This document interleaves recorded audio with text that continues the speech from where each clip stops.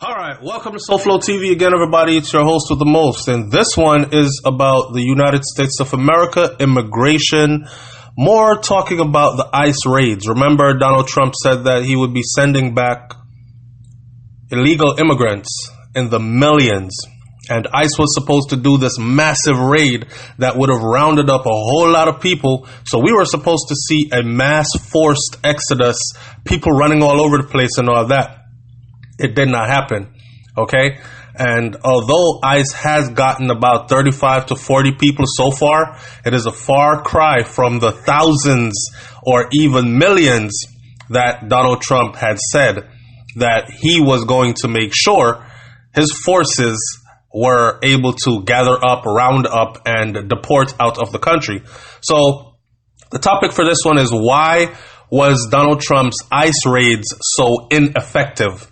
So after Trump announced his intentions to deport millions of undocumented immigrants, and activists began preparing their communities with their Know Your Rights campaign, we see now how that all turned out. Yes, isn't America great? Because you can have illegal immigrants, and then you can have people, even people in a position of power, that object to what the law is, and will fight and stand up for these illegal immigrants.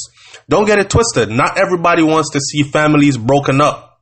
We understand that people came here illegally, were looking for a better way. They haven't broken any other laws except for overstaying, right? And they've gone on to work, save money, build a family, all this. Now the ICE enforcement agency comes knocking on the door, and you have a 12-year-old boy and a 4-year-old girl that are about to be placed in foster care because their parents are both illegals and are about to be shipped off to some other country that they ran away from. Or they would be forced to take these United States-born citizens to these foreign countries, and then when they are of age, 18 or older, then they can come back and live on their own in the U.S. Those are the options that many of them were given, right? Now, only 35 individuals have been arrested as part of the Immigration and Customs Enforcement operation targeting families with court-ordered removals across the United States. ICE Acting Director Matthew Albence announced to reporters in an on-the-record phone call on July 23rd. Today is the 31st. He said that on the 23rd, that only 35 had been rounded up so far. 18 were a part of Operation Border Resolve, targeted detentions, while 17 others were actually collateral arrests. And collateral arrests means those are not the people that they intended to arrest. They went and they were canvassing a neighborhood, approaching people, asking for identifications, and got lucky with 17 people who were not on their target list. That's what collateral means. More than a month after President Trump's initial announcement of Operation Border Resolve in June, and then a postponement until mid-July, those numbers are now extreme departure from the highly publicized target of, get this, he was supposed to have hit 2,100 family units. So you could imagine that would have affected thousands and thousands of people, to include many children.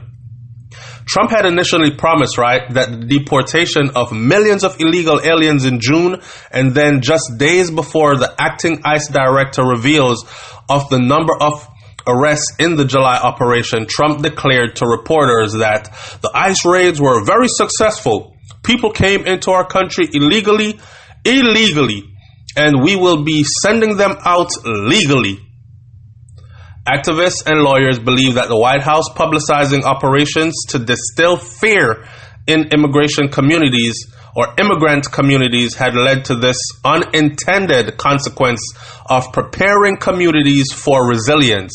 They say that the operation fell way short of its target due to the massive spread of information, get this, documented immigrants shared across social media and within their neighborhoods on what to do if ICE agents actually showed up at your doors. So in other words, they're saying that Donald Trump blew the cover off the operation, and because of that, it gave activist groups time to get on the ground and start getting to these families. Hey, handing them out information, pamphlets, speaking in their language.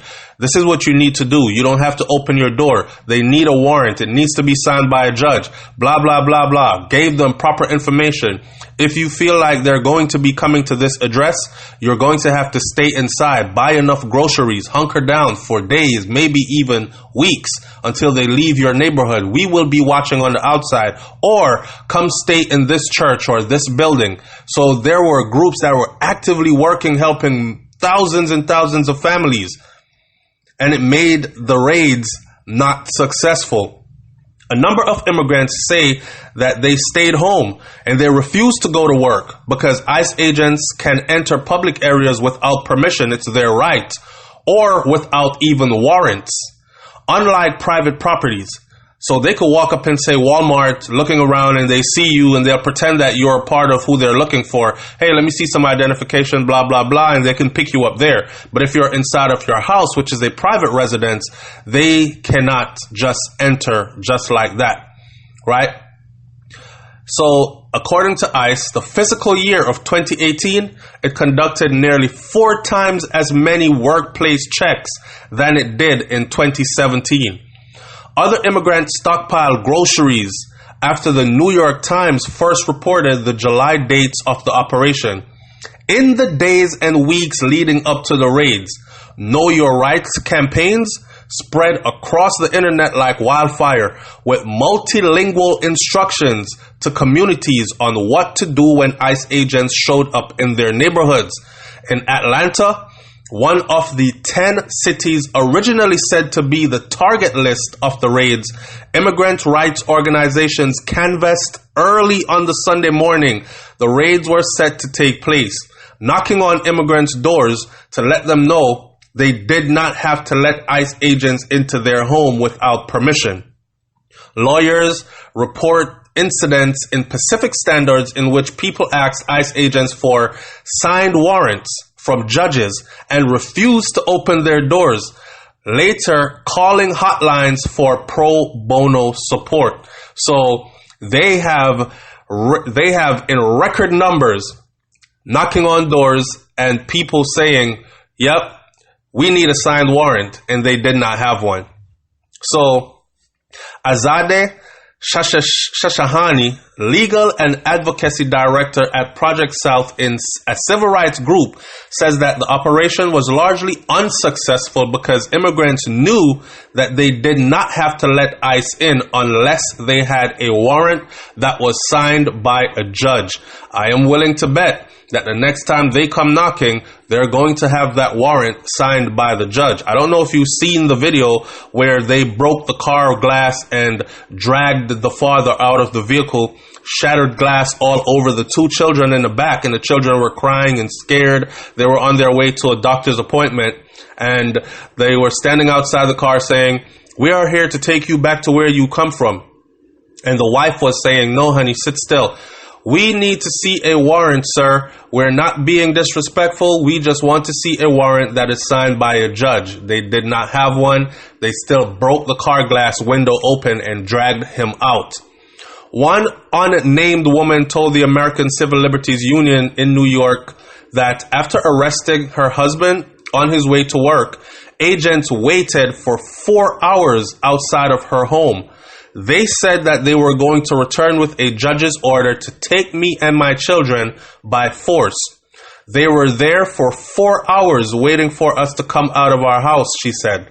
The people who took my husband, they left, and the others were hiding in case we went outside so they could take us too. Eventually, officers left the woman and reached out to community legal services for support. Even days after the attention on the nationwide raid died down, neighborhoods remained aware of immigrant rights and kept an open eye for their neighbors. In one town in Tennessee, 8 days after the scheduled raids, ICE targeted a man after a traffic stop. The man kept driving, and ICE agents blocked the car from entering the highway, garnering attention from his neighbors. Those neighbors spent hours forming a human chain around their neighbor's vehicle until the ICE agents left. And again, they must not have had a warrant, because had they had a warrant signed by a judge, they would have just called the local police department to have that human chain around him broken and that warrant enforced. The Tennessee Immigrant Rights and Refugee Coalition, an organization that says its mission is to empower immigrants to defend their rights and build a more welcoming Tennessee, showed up to observe the standoff. Days later, the organization held a session for the community on what to do and what to ask for when ICE agents show up. These workshops have become a nationwide trend. In the weeks after the president announced his intentions to conduct mass raids, we received a significant increase in the number of requests for Know Your Rights workshops. The NYCLU says many of the requests came from teachers, social workers, and organization reports who wanted to know how they could prepare their clients for possibility of raids. Now, why would you think teachers and social work groups were asking for such information? It is because there are many dreamers that are involved here. Children who would actually lose both parents, one or both parents, to these raids, and would be forced to either grow up in foster home or grow up with relatives, if relatives were willing to keep them, and would be separated from their mom and dad. So one of the Trump administration's chief goal was to sow chaos and fear. Fear is the point. Fear was the point of him saying all that he said. We're going to deport millions, and there's a massive raid on its way. And one of the most critical ways to fight against fear is to actually know your rights, says NYCLU organizer Drea Herrera. ICE acting director Al Bence added in his call with reporters that the operation will continue to target those same 2,100 family units the agency originally targeted. So, as the public attention has shifted from these raids for the moment, advocates and immigrants continue to remain focused on the rights available to undocumented immigrants. Speaking as a member of both the Latinx and Arab communities, I must say that the fear of my loved ones of being detained or deported never goes away, regardless of who is in office, Herrera says. I've seen the power of the immigrant community when it comes to sharing knowledge, information, and resources. And we can definitely protect each other if we band together to do so. Now, I must say, it must be a hell of a paranoid situation to be in, because the head of ICE is telling you that don't think that we've stopped. We will continue to target this same 2,100 families. And in the process, they will be picking up a whole lot of collateral. So you're in danger even if you live around that place, the community, neighborhoods where these 2,100 families live. And they are spread out among multiple cities and states across the USA. Man, I'll reserve my personal opinions, and I will wait to hear your comments in the comment section below. It's SoFlo TV. Like, comment, share, subscribe. Leave your comments in the comment section below, and I'll meet you there. I'm out. Good luck.